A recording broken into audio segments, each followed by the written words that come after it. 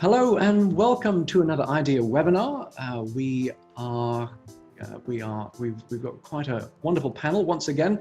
We're going to cover safer dating, and we've got Anthony Oyogoa, who is the CEO of the URSafe app, Geoff Tinsley, who's the CEO of RealMe, and Justin Davis, who's the CEO of Spectrum Labs, and Geoff Cook from the Meet Group, CEO of the Meet Group, who will be joining us very shortly. And I'm Mark Brooks. I think you know me. I run IDEA, the Internet Dating Excellence Association, along with the little consultancy Courtland Brooks. So without further ado, I'd like to ask my panelists about their companies and what specifically does your company do in a nutshell to help internet dating and online social community apps users improve their safety when meeting online and in real life. And why don't we start with Geoff Tinsley. Hello. Hi, Mark. Thanks for having me. Excited to talk to your audience about safety. It's a big issue. So quick introduction about us. RealMe is a unique and free reputation platform to help make online daters and marketplaces safer. We're trying to reduce fraud, scams, and worse that's going on. And at the same time, we're trying to improve trust in the marketplaces. So think any kind of site that connects strangers, trying to help them improve trust to drive increased conversion, drive greater user adoption from people that just aren't using those platforms for that reason. So excited to talk about safety online. We know it's a big growing issue. Thank you, Geoff. Anthony? Thank you again for having us come on here and speak to your audience about our app. Well, we're the first global hands-free, voice-activated personal safety app. Our app is really designed to allow people that when they do meet strangers or where they're interacting in a place where they might feel uncomfortable, to be able to have an app that they can voice activate. They can alert their users as well as their friends and family beforehand. I'm going on this journey, I'm gonna meet this person here. And then lastly, we have certain things like fake calls. We have a check-in feature that's all automated, what the usual date night process might be for a person. Hey, call me in 10 minutes, make sure I'm okay. If I'm uncomfortable, I can activate the app and set up what would be an incoming fake call. So just not to aggravate the person, just to let them know, hey, sorry, I have a call from my kid's school. The call ID says the kid's school. You can remove yourself from a situation. And one of the things we love about this space is for dating, obviously when you're meeting a new person for the first time, everybody's a little apprehensive. Everybody has butterflies, but just knowing that you have an app or you have something like this for protection, we feel is gonna enhance that actual in-person dating experience, because the person knows that, hey, if something does go wrong or I do feel uncomfortable, I can exercise I can leave this situation. So, and again, thank you for having us. Thank you, Anthony. Justin? Thanks, Mark. Appreciate you having us on the webinar today. So Justin Davis, CEO and co-founder of Spectrum Labs. Spectrum Labs works with basically social networks, dating apps, gaming companies, marketplaces, to help them detect some of the nastiest stuff that happens on these various properties. We can detect over 40 plus behaviors. We have a patent on the way that we do this across many given languages on the fly. And we predominantly focus primarily on text and voice. So usernames, chat, messages, forums, posts, comments, memes, emojis, that sort of thing. And where we really shine is basically leveraging contextual AI to be able to do this. So this understands, metadata around the user, the conversation, the entire conversational analysis around the history of that conversation, which is important for detecting complex behaviors like underage user detection on dating apps, sexual harassment, cyberbullying, that sort of thing. Great. So Geoff, Anthony, Justin, you all have services that are available to internet dating and online social communities. Geoff Cook, you're bringing us hello, by the way, Geoff, how you doing? You're bringing the perspective of the Meet Group.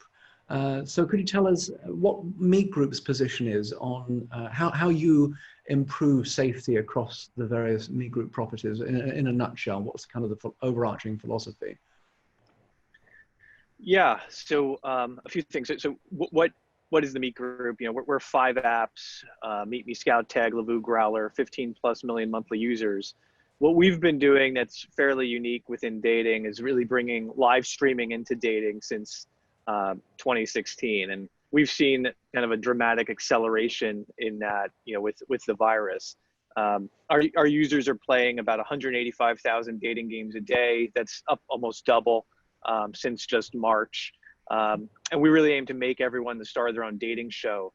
As it relates to safety, what we're seeing is that video is a great filter for just determining who to meet in real life, both from a perspective of, feeling more comfortable with someone's personality and appearance. Obviously, authenticity is a problem endemic within dating apps. Are you talking to the person that they're representing to be?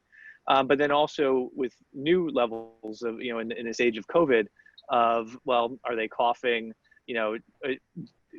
Is this someone that I'm going to risk an exposure on? And so we really think that video has a place in dating for really the future. And the place it will play is to pre-screen and pre-qualify potential in-person meetings. Gotcha. Thank you, Geoff. So internet dating is quite a special environment, of course. So what do you see as being the greatest issues for this particular context? What are the vulnerabilities around safety and security in online dating? Could we get your perspective, Geoff Tinsley?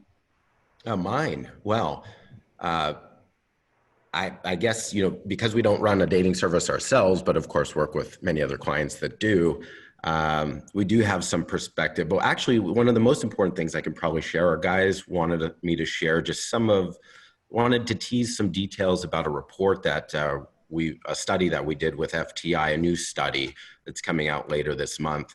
Some of the key issues that people are dealing with are, once again, that they just don't trust the online services and marketplaces very much. There's a low level of trust, and but there's positives too. So even though we're seeing that 30 to 40% of profiles are fake, what we're also finding out from customers is that there are easy ways to deal with the trust issues there. In line with what Geoff Cook said, I mean, a key part of what we do as a service is help make sure that people are real, that they are who they say they are, first of all. And the vast majority of users, we've been told in a dating context, 9 out of 10 users have an interest in knowing that they're engaging with somebody that's actually been verified, that is real, and want access to more information about that individual, as well as access to some of their historical, behaviors. So trust is a big issue. Too many people have been hurt, but there are simple ways to deal with those issues. I have some other data related FTI study around, how coronavirus has affected companies, but really love hearing from Geoff Cook that are seeing huge increases in the usage even during this tough time. We've seen the study that we ran says the same. 72% that are using dating services are spending more time using them, and if the social distancing continues, they're going to continue to do that.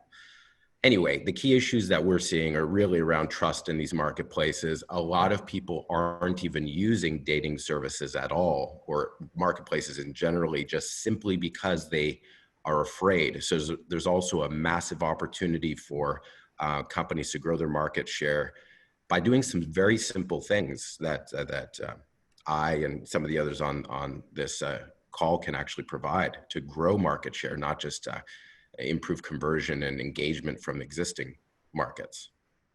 Thank you, Geoff. Anthony, what's your perspective on vulnerabilities of the context of internet dating? What do we have to work with, and what's your perspective?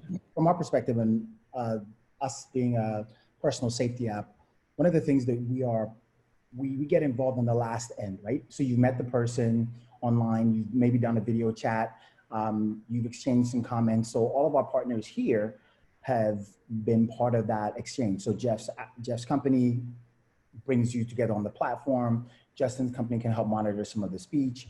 And Geoff's company can help you verify what the person's history has been like online to validate that they are a real person, or whatever some of their history has been, what they posted.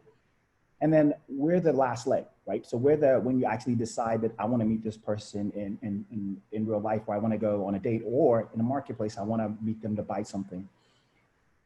Allowing us to be part of that experience, allowing you to set up an app that you can set 3, 4, 5, 6, 3 people that are like your loved ones that can monitor where you are. They can, during the day, you actually have the voice activation in case you do feel unsafe. And our app is global, just like Geoff's dating company. We have users that are activating the app in Dubai, that are activating it in Philippines, that are activating it all around the world, making sure that we can provide that level of safety to people around the world, especially for that last leg of the dating experience or the marketplace experience when you actually meet in person. And I think similar to what Geoff said, once you're able to let a person know, hey, I have a personal safety app, you know, or it comes with the app, we think that a lot of people that might be bad actors, if they did have some intent to do something bad, all of a sudden it gives them an additional reason to pause and say, wait, you know, maybe I'll look for somebody that might be an easier target somewhere else, or something like that. So we're excited about being able to bring our app and leverage it into the space. Great, thank you, Anthony. Justin? Yeah, I think Anthony mentioned something that's really important. You know, the 3 companies here outside of the Me group, you know, with RealMe and URSafe and what we're up to at Spectrum, we actually have a really strong partnership, and it's all 3 levels of that, right? So for Tinsley and RealMe, it's around how do you verify that the user is who they say they are when they're in the sign up process, and even after, like when they're on the platform. And then once they start creating usernames and creating content and sharing ideas and conversations with users on the platform, that's where we come in and really identify, you know, is there something nefarious in that conversation? And this isn't about, you know, chat filtering or filtering out content. Like no dating app, really no social network really wants to go down that path of infringing upon free speech and restricting words on that level, unless it's a child-based platform, which has a whole different set of context and nuance to that. But in the dating world, you know, you really don't want to you don't want to come across as appearing as big brotherish or preventing free speech in any sort of way. And so if you're looking at, you know, monitoring for chat or preventing words from going from one user to another, that's not really the best approach for identifying really complex behaviors related to prostitution and sesta fosta, detecting underage users that may be on the platform that are talking to, you know, grown men and women, which has risk for the brand, has risk for the individuals that are talking to that person. You know, spam fraudsters that come on the platform looking to just erode the user experience and cause havoc for no other purpose, maybe for financial gain, but for whatever reason. And these things go beyond just looking at a single word. So again, you have you know, RealMe checking up front, you have us in process when the dating app is live and users are interacting with one another. And then once they actually make a connection and meet, that's when having something like URSafe and deployed with the user base is really strong, because that way you've got all 3 levels of the system around how a platform like the Me Group and what Geoff Cook's team's doing, you know, brings people together and allows them to communicate. That way you've got all 3 levels basically covered with a strong partnership of technology vendors like what we do. But yeah, I mean, we're seeing right now, especially in the age of COVID, there's definitely a rise in new types of behaviors, or I wouldn't say new, they've been around for decades, but they're definitely on the rise in terms of prevalence and severity, which is related to racism and anti-Chinese rhetoric, anti-Asian rhetoric.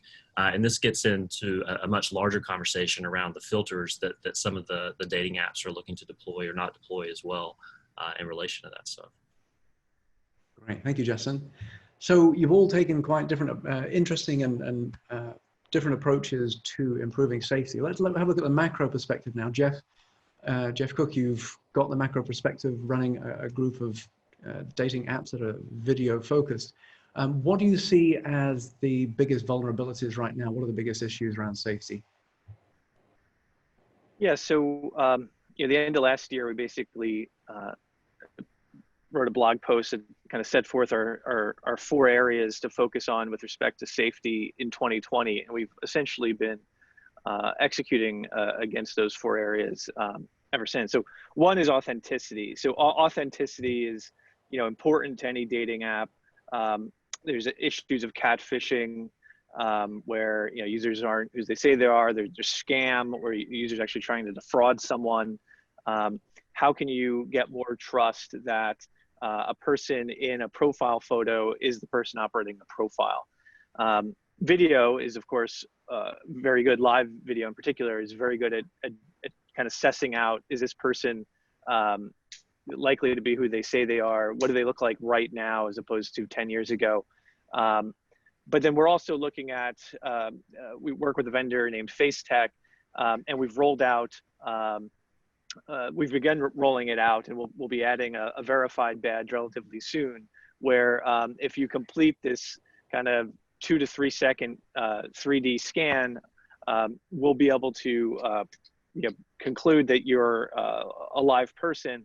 And two, we'll be able to do things in the future to compare you to your profile photo and report some kind of confidence interval in order to further provide authenticity.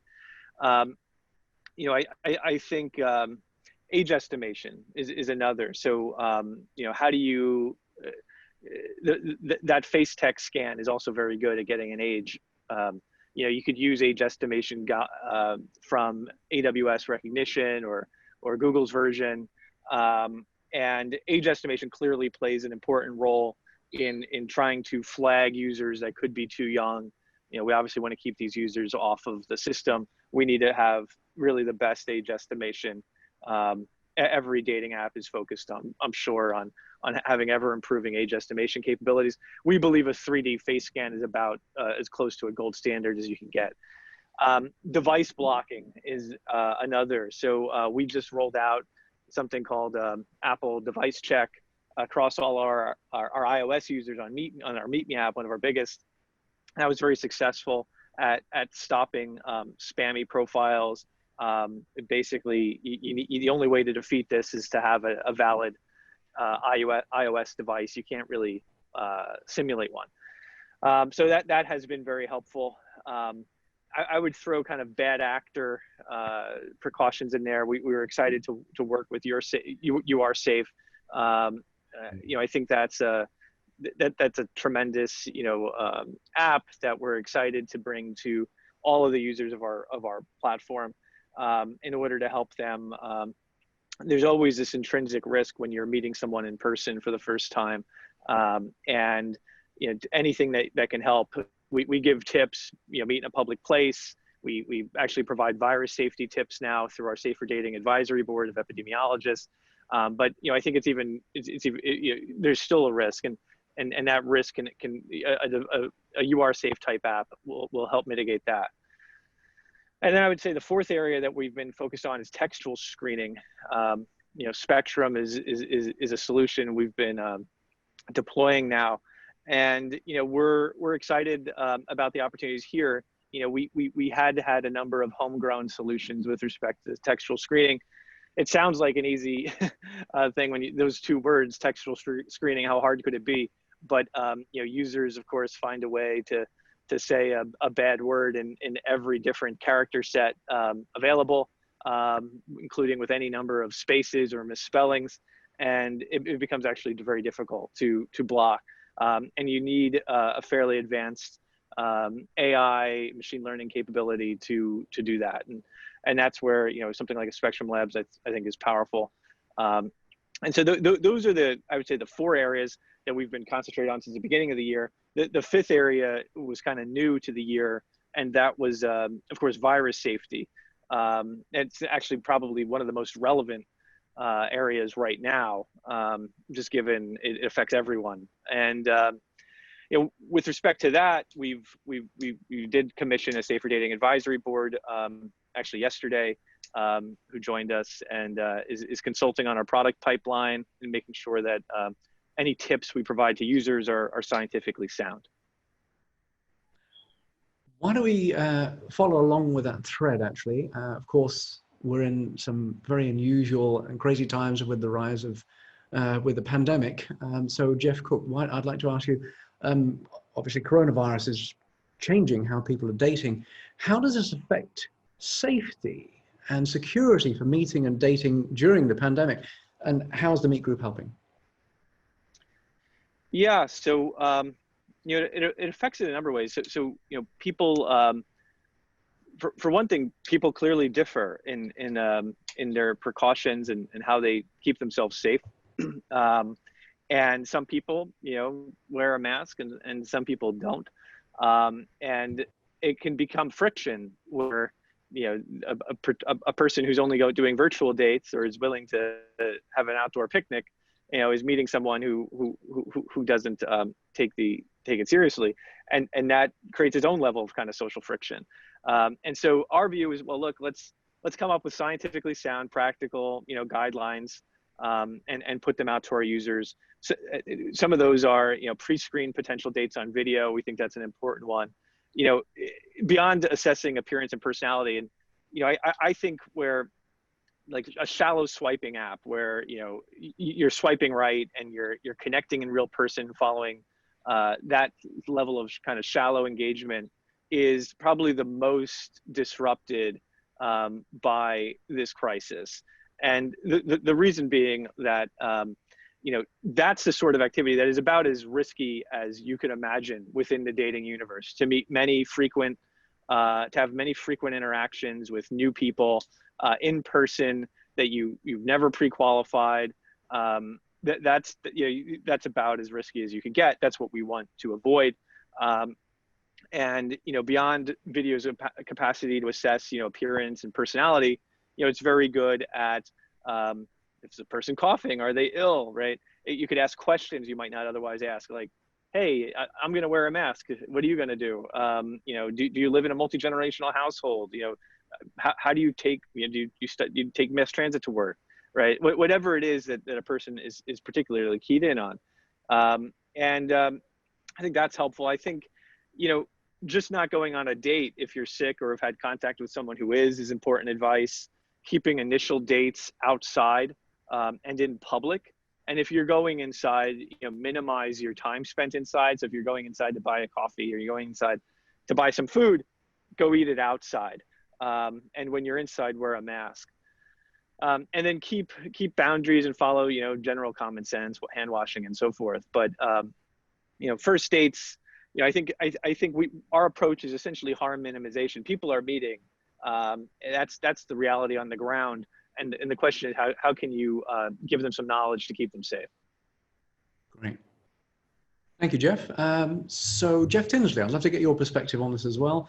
You're focused on reputation, trust and reputation. So coronavirus has changed the world, changed dating. How do you think coronavirus affects safety and security from your perspective for meeting and dating during the pandemic? And how can RealMe help with this particular problem?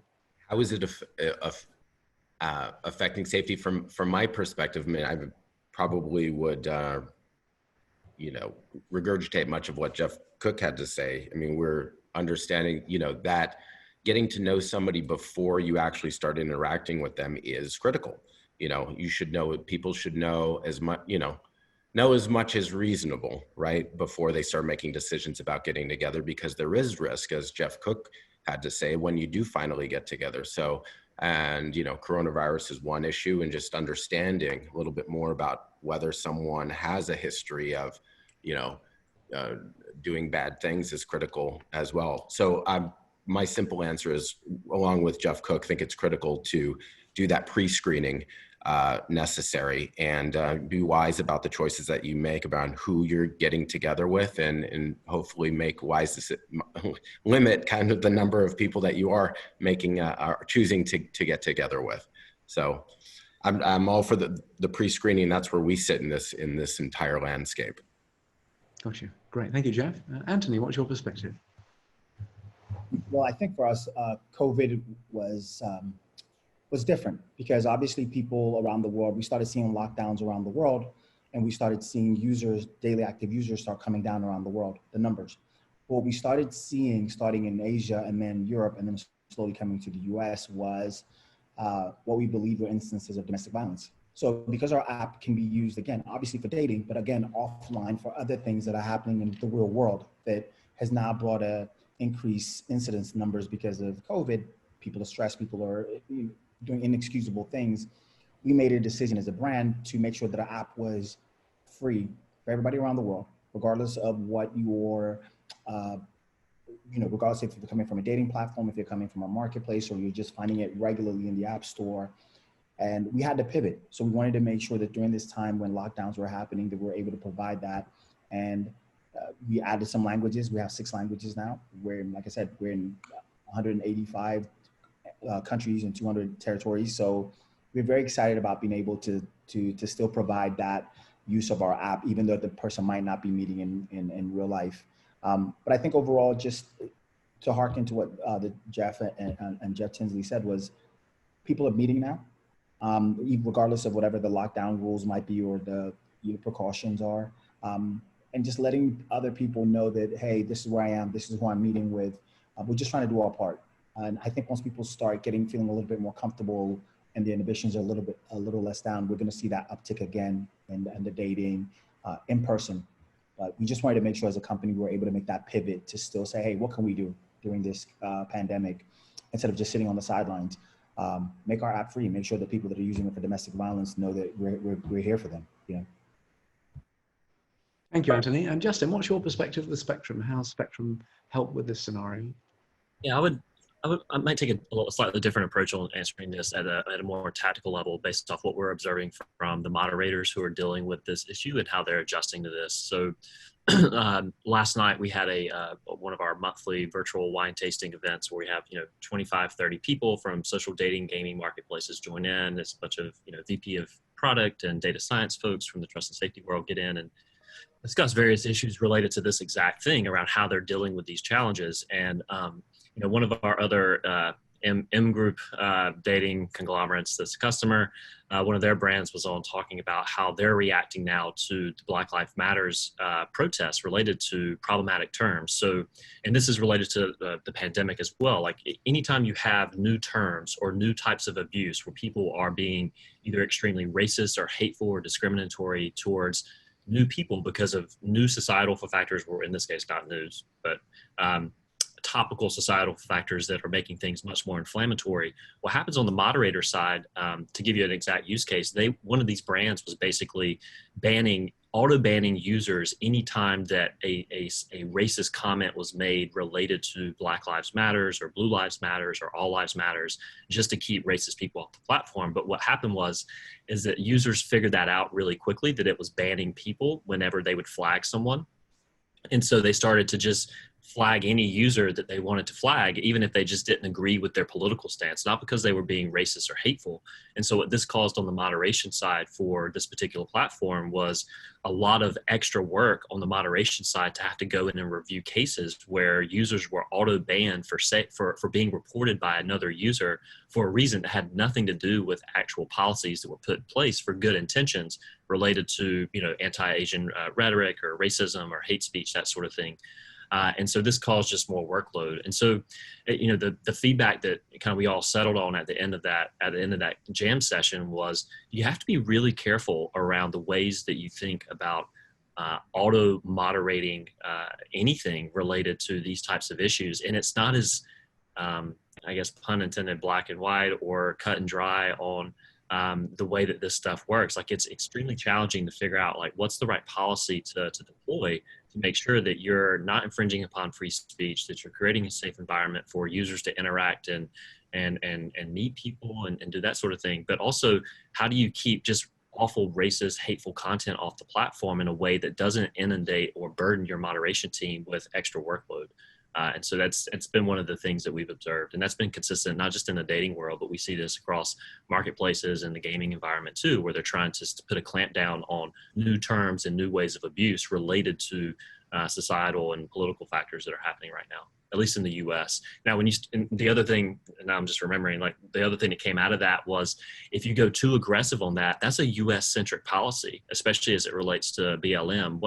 For some of the gaming companies, they have international audiences and users that are coming from, other geos and things like that they don't necessarily see it the same way politically that we do here in the US related to some of the protests. And so you have an opportunity or a challenge around potentially, upsetting a lot of users that don't really care that you're trying to clamp down on a certain type of speech. They go, hey, this has nothing to do with us or with me or why are you trying to infringe? This is a US centric thing. I'm on this platform to do whatever I need to do. So it's a challenging prospect for a company that, whether you have AI solutions in place or, you have an army of human-based moderators looking at this stuff, it's a complex issue. Thank you, Justin. So my final question for you, we'll start with Geoff Tinsley. This is changing behavior. It's changing behavior. The pandemic is changing behavior in the moment. But my question to you is, do you think there'll be a lasting effect from the pandemic, which you think will fundamentally affect the way people meet online, and especially for internet dating? Do you think we're going to see some changes after pandemic with user behavior? Geoff Tinsley?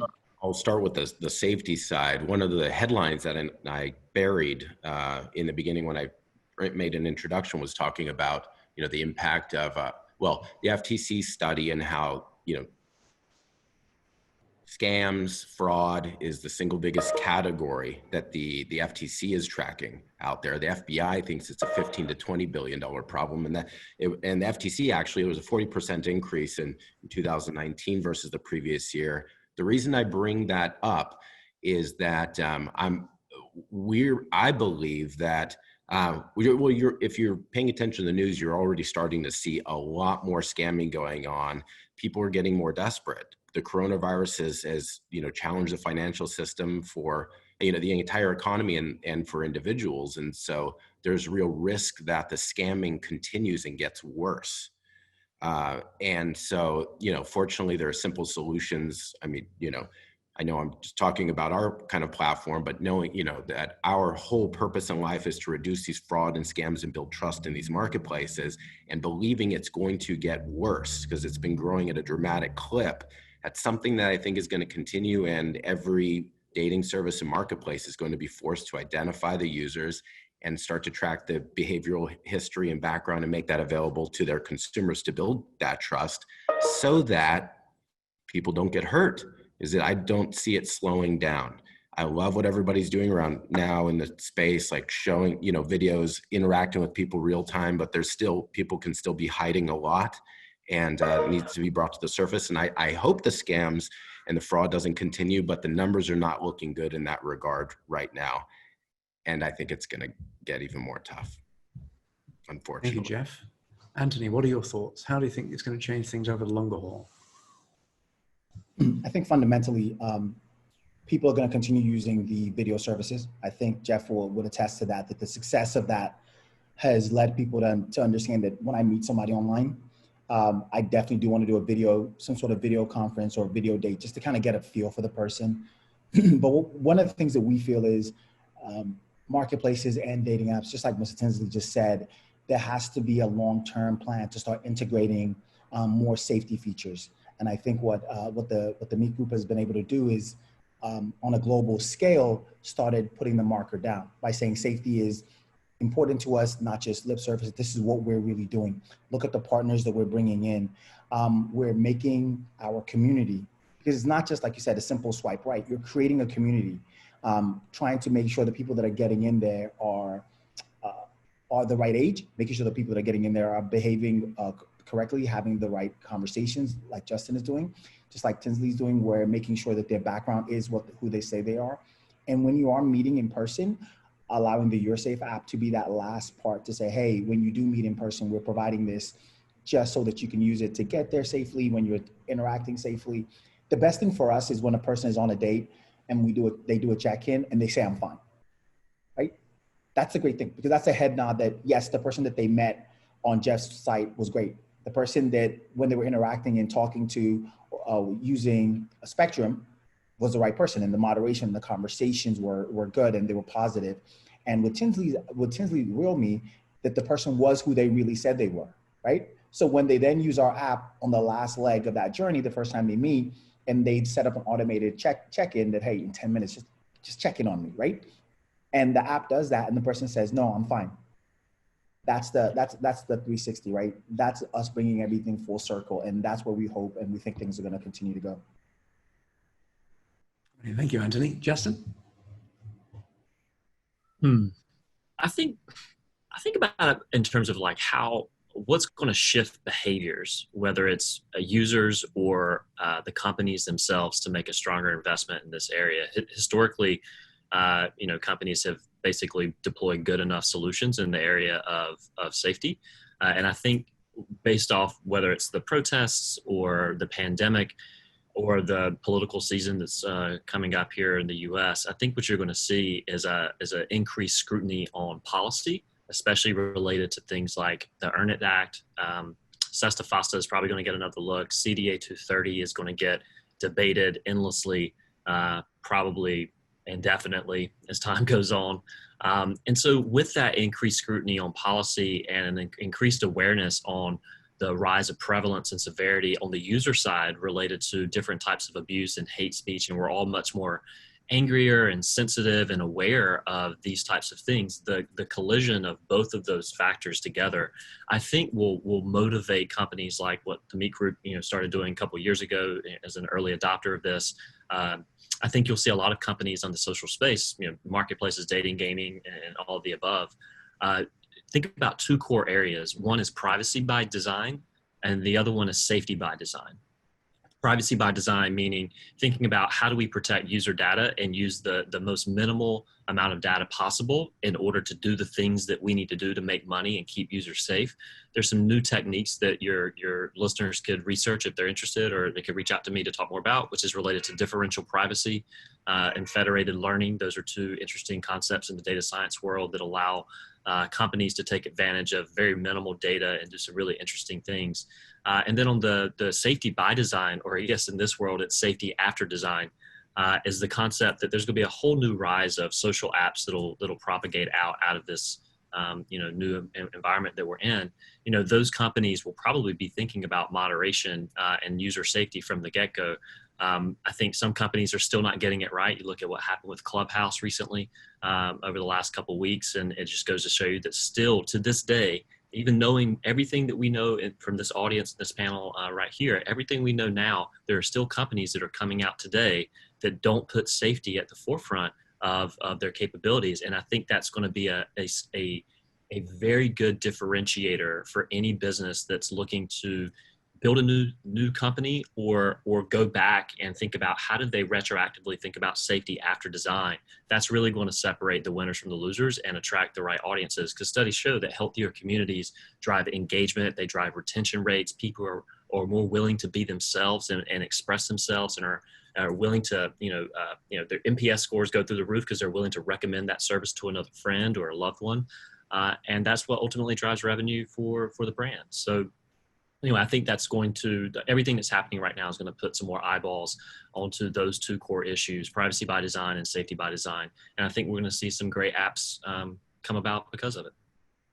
If I may just Thank you, add Justin. very, very quickly, adding to what Justin had to say, the safety is just a critical demand by the consumer. And so our studies actually show that 70% of users that are using a safer app that's doing all the things that this whole panel is providing will actually use them more. And something I mentioned before, there's still a huge market that isn't using dating services because they don't feel safe. So there's an opportunity to grow market share another 35% just by doing some of the basic things that the people in this panel can actually provide. So it's critical to address those safety issues for the benefit, it actually will help the marketplaces themselves, the dating services marketplaces themselves. Drive more utilization, drive more conversion, drive more audience that they don't already have. And it's just necessary at this point. The consumers are demanding it. Absolutely, absolutely. Thank you so much, Geoff.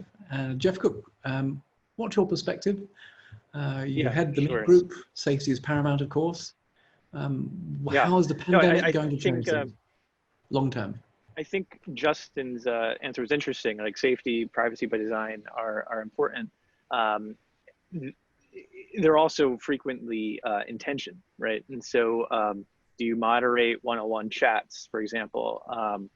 I'd love to see a webinar topic on just that, right? Because I think at the Meet Group, we frequently come out on the side of safety, and we make decisions to moderate content that are difficult, but we do have that privacy discussion. And so privacy by design, safety by design, you're really, I think the tension, the difficulty there is everyone is optimizing in a different way that kind of suits their business needs, their users' needs. But as it relates to the question, we think the future of dating, of course, is video. I like to think of it as kind of the age of shallow swiping apps being over, that the pandemic has ushered in the end of that by basically having 3 years of innovation happen in 3 months. Sorry, I'm in Lake George, New York. Wow. That's a steamboat.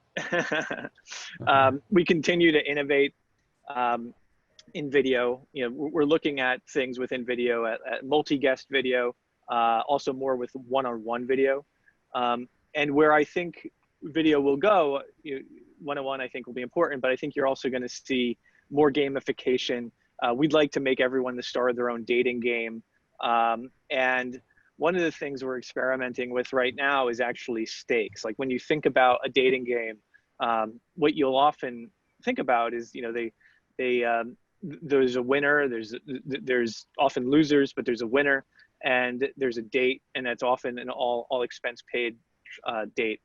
And so as we start thinking about what the other side of the pandemic looks like, and we think about video kind of looking like a filter for real person interactions, we're going to be doing something with stakes and trying to have the dating game, the live streaming dating game, that kind of supplants kind of linear programming television dating games.